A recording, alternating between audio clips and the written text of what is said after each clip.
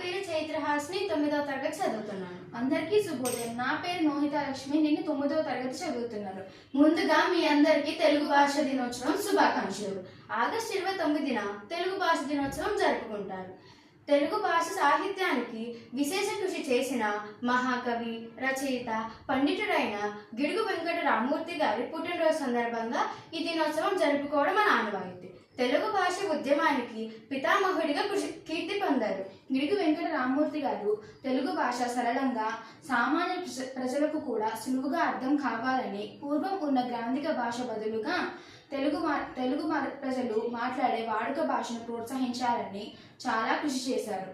2005వ సంవత్సరంలో ఆంధ్రప్రదేశ్ ప్రభుత్వం గిడుగు వెంకట రామూర్తి గారి జన్మదినాన పురస్కరించుకుని ఈ దినోత్సవాన్ని అధికారికంగా ప్రకటించింది.